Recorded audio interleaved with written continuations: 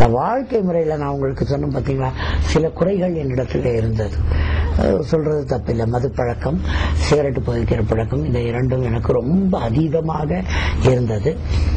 அதை விட்ட பிறகுதான் நான் அறிவிப்பு செய்ய வேண்டும் என்று இருந்தேன். அதுக்கு பிறகு அதை விட முடியும் என்ற தன்னம்பிக்கை எனக்கு வந்த பிறகு சில காலமாக மதுவை விட்டுவிட்டேன். இப்போ அன்னைக்கு ராம் காட்டிய அன்னைக்கு முடிச்சு இனிமேல் சிகரெட் தொடர்றதில்லை முடிவெடுத்துக்கு முடிஞ்சது என்னால. இன்னைக்கு அந்த சென்சேஷன் இல்லாம 2-3 நாளா இருந்துகிட்டு இருக்கு. சென்சேஷனே வரல.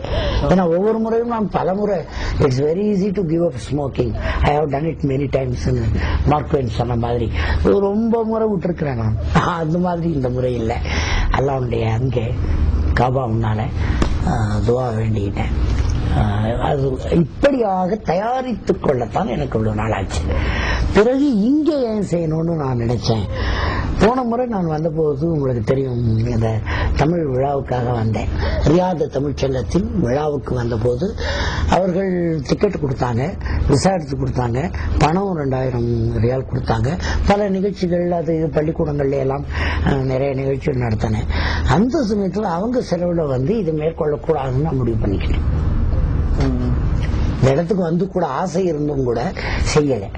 இந்த முறை இதுக்காகவே நான் பயணம் மேற்கொண்டிருக்கிறேன். என் சொந்த செலவில் பிசினஸ் கிளாஸ் டிக்கெட் போட்டு வந்திருக்கிறேன். இந்த இடத்துக்கு நான் வாடகை தந்து கொண்டிருக்கிறேன். 26-30 நாளாக தங்கிட்டு இருக்கிறேன் இங்க. ஏறத்தாழ முழுக்க பாத்தீங்கன்னா தெரியும், திருக்குரான் சம்பந்தப்பட்டதும் இஸ்லாமிய நூல்களையும் வாசித்து கொண்டே இருக்கிறேன். வேற எந்த நடவடிக்கையிலும் ஈடுபடலை. அல்ஹம்துலில்லாஹ் நான் போய் உம்ரா செய்துட்டு புது பாலகனாய் குழந்தையா பிறந்து வந்திருக்கிறேன். இன்ஷா அல்லாஹ் இந்த மெசேஜ் எனக்கு கிடைத்த, நீங்க முதல்ல கேட்டது கொஞ்சம் விரிவா போயிடுச்சு, மன்னிக்க வேணும். முதல்ல கேட்ட கேள்விக்கு இப்ப பதில் சொல்றேன். மக்களுக்கு என்ன சொல்ல போறீங்கன்னா, உலக மக்கள் எல்லோருக்காகவும் வெறும் இஸ்லாமியர்கள் என்று முத்திர குத்தப்பட்ட தீனை ஏற்றுக்கொண்டு உங்களுக்காக மட்டும் வழங்கப்பட்டது அல்ல. இது உலக மக்கள் எல்லோரையும் வழி நடத்துவதற்காக லா இலாஹ இல்லல்லாஹ் முஹம்மது ரசூலுல்லாஹ் இறைவனால் இறக்கப்பட்ட இந்த வேதம் இறுதி வேதம். இதையும் மிஸ் பண்ணிட்டா மனிதன் வீணா போயிடுவான். அப்படி ஒரு மனிதன் கூட வீணாகாத வகையில எல்லோரையும் இது சேர்வதற்கு என்னால் முடிந்த அளவுக்கு மிகச்சிறிய அளவிலாவது என்னுடைய இறைவன் கொடுத்த அறிவை, ஆற்றலை, தெளிவை, தேர்ச்சியை, உழைப்பை, ஊக்கத்தை, முயற்சியை, பயிற்சியை இனி பயன்படுத்த வேண்டும் என்று நான் விரும்புகிறேன். மக்களுக்கு என்ன சொல்கிறேன்னா, இறைவன் இருக்கிறானா இல்லையா என்ற கேள்வியை எழுப்பிக் கொள்ளுங்கள். இல்லை என்றால் நீங்கள் ரொம்ப பாதுகாப்பா இருக்கிறீங்க. இருந்து விட்டால் அவனை தேடி அடையும் வரை ஓயாதீர்கள். இதுதான் மக்களுக்கு நான் சொல்லுகிற செய்தி. இறைவன் இருக்கிறான் என்பதை நான் உணர்ந்து விட்டேன். நீங்கள் எப்பொழுது உணரப் போகிறீர்கள்? அந்த இறைவனுக்கு இணை வைக்காதீர்கள். அவர் ஒரே ஒரு இறுதி தூதரை, 1,24,000 தூதரை அனுப்பி பார்த்து ஓய்ந்து போன இறைவன் இறுதி தூதராய் ரசூலுல்லாஹ் ஸல்லல்லாஹு அலைஹி வஸல்லம் அனுப்பி இருக்கிறான். அதை நான் நம்புகிறேன். இந்த ஸல்லல்லாஹு அலைஹி வஸல்லம் ஒரு அழகிய முன்மாதிரி. வந்து இறங்கிய திருக்குரானை வாழ்ந்து காட்டிய மாமனிதர்.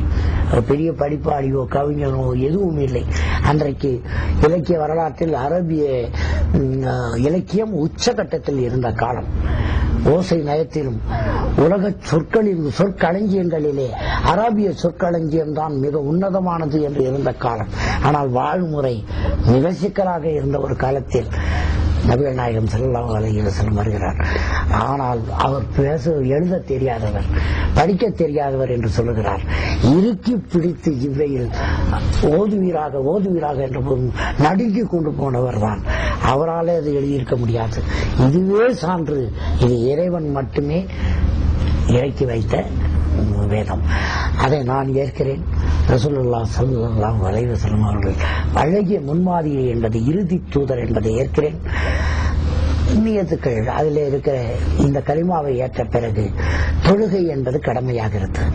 5 வேளை தொழுவது என்பது 2 காரணத்திற்காக. ஒன்று, எனக்கும் இறைவனுக்கும் இருக்கிற தொடர்பை உறுதிப்படுத்தி என் மனத்தை உள்ள குப்பைகளை பெருக்கி தள்ளுவது. வீட்டை சுத்தம் செய்வது போல என் மனத்தை சுத்தம் செய்து கொள்ள எனக்கு கிடைக்கிற வாய்ப்பு தொழுகை. அதை 5 வேளை செய்வது என்பது செய்து காட்டப்பட்டது சுன்னத். பிறகு அதை ஏன் கூட்டு தொழுகையாக செய்ய வேண்டும் என்றால், ஒரு உதாரணத்தை சொல்ல விரும்புகிறேன்.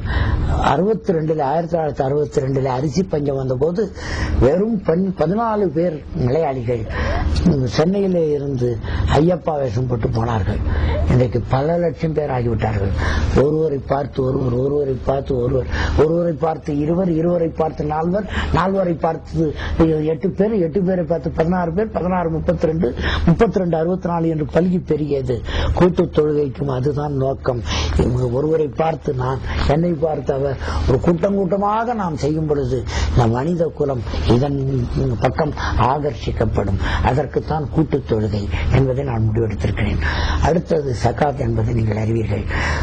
மேட்டை உடைத்து பள்ளத்தில் போட்டு நிரப்புவது என்பது சோவியத்தில் செய்து பார்த்து சோர்ந்து போன விஷயம். அப்படி வறுமையை தீர்க்க முடியாது.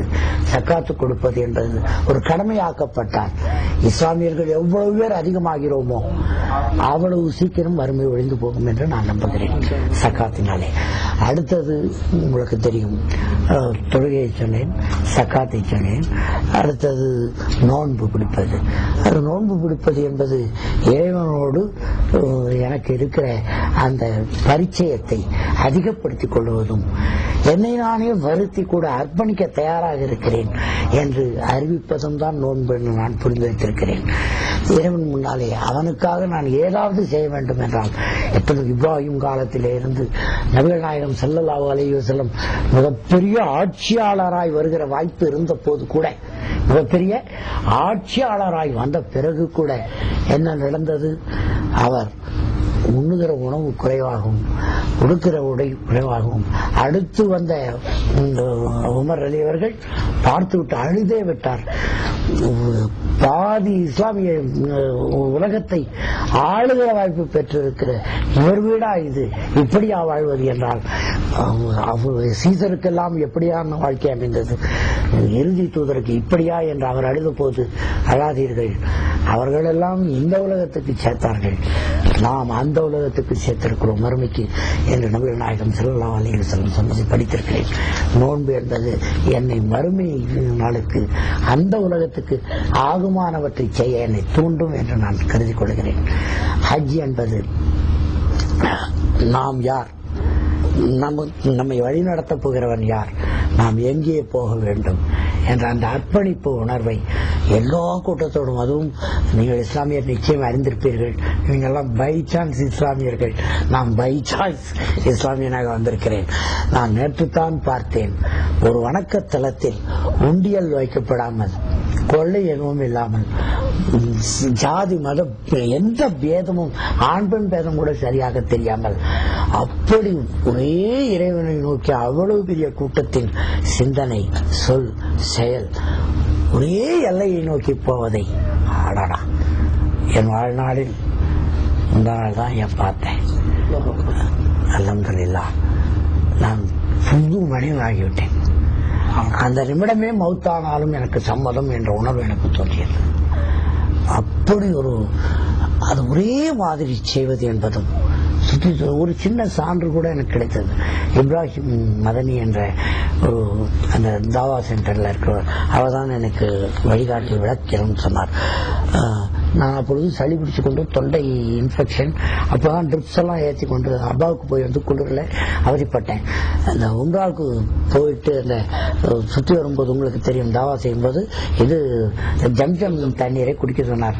இறைவனை வேண்டிக் கொண்டு குடியுங்கள், எந்த நோய் இருந்தாலும் தீர்த்து விட சொல்லி உண்மையாகவே வேண்டினால் நடக்கும் சொன்னால் நம்ப மாட்டீர்கள். அது முதல் சாட்சி நான் அனுபவித்தேன். தொண்டை கட்டிக்கொண்டு பேசக்கூட முடியாமல் இருந்த நான் ஒரே ஒரு கோளை ஜம்ஜம் தண்ணீரை குடித்து வேண்டிக் கொண்டேன். உண்மையாகவே ஐயா, நான் ஒன்றும் பொய் சொல்ல வேண்டிய அவசியம் இல்லை, நான் யார் என்று உங்களுக்கு தெரியும்.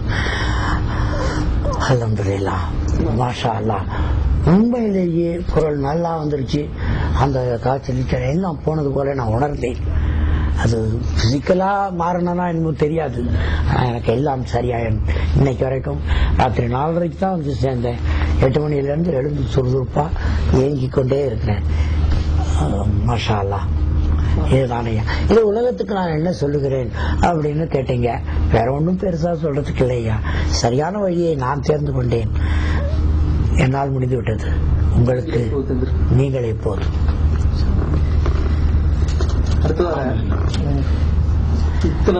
கேள்வி பதிலா இல்ல, மன்னிக்க வேண்டும். செய்திகளா சொல்லிக் கொண்டிருக்கேன். இத்தனை வருட காலம் நீங்கள் பழகி வந்த மக்கள் உங்களை ஒரு தேர்ந்த ஒரு நாத்திகவாதியாகவும் ஒரு இறை மறுப்பாளராகவும் உங்களை பார்த்து வந்திருக்கிறாங்க.